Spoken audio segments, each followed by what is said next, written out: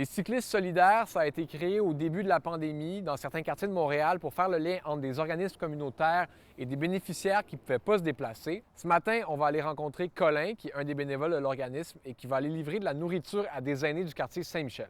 En hiver, il y avait comme un besoin criant de livraison de denrées pour des gens qui ont de la difficulté à joindre les banques alimentaires par leurs propres moyens. Là. Fait que c'est la première fois que tu viens spécifiquement avec cet organisme ici, mais tu as fait d'autres livraisons avec d'autres organismes. C'est ça, Cyclistes solidaires fait affaire avec plusieurs banques alimentaires. Et puis, là, c'est ma première fois ici. Salut, moi c'est Colin, ça va bien?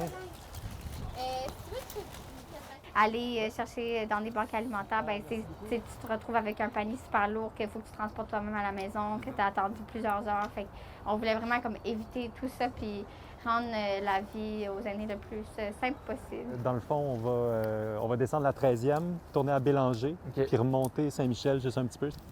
Pour ce qui est de ma partie à moi, en fait, c'est super simple. Je m'en vais sur Internet, on a un site web où les bénévoles sont inscrits.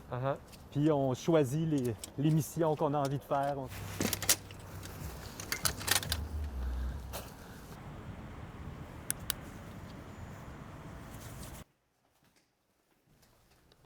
Oui, je suis Colin pour les cyclistes solidaires. Je crois que je suis devant votre porte avec la commande d'épicerie. Bonjour, vous allez bien? Excusez-moi, monsieur. Il n'y a pas de problème. Hier encore, j'avais 20 ans. C'est un petit logement d'une petite personne du 3e âge qui fait ce qu'elle peut.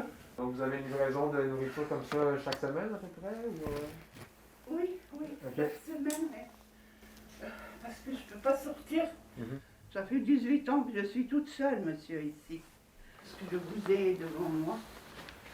Moi, j'ai ma fille qui reste au Maroc. Ce que j'aimerais savoir, c'est quelqu'un peut m'aider à faire venir ma fille. Je ne veux pas mourir toute seule. Je ne veux pas mourir toute seule. Je garde espoir parce qu'on dit tant qu'il y a la vie, il y a de l'espoir. Ben oui, c'est pas tous les jours qu'on est invité à rentrer comme ça. Elle avait besoin que j'aille porter les sacs sur son comptoir, puis on voit que ça lui fait du bien de jaser un peu aussi.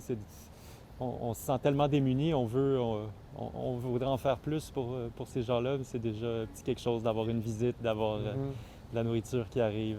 Je suis marionnettiste, je passe la moitié de mon année en tournée à l'international. Puis quand le premier confinement est arrivé, je me suis retrouvé avec beaucoup de temps entre les mains parce que mon métier, c'est de voyager pour faire des rassemblements. On oublie ça en ce moment. Ça a fait partie de mon plan de survie, de m'impliquer dans ma communauté. Qui de mieux que des cyclistes pour faire ces petites livraisons-là dans un périmètre réduit? Je pense qu'on est au moins, sinon plus rapide qu'on pourrait le faire en auto. Là. Est-ce que c'est quelque chose que tu aimerais qu'il reste dans ta routine une fois que la vie va revenir à la normale? Moi, j'ai eu la piqûre. C'est tellement facile de sortir de chez soi puis d'aller faire une petite livraison. Ça prend quoi? 1 heure, maximum 2 heures dans sa journée quand on est suivi par des journalistes.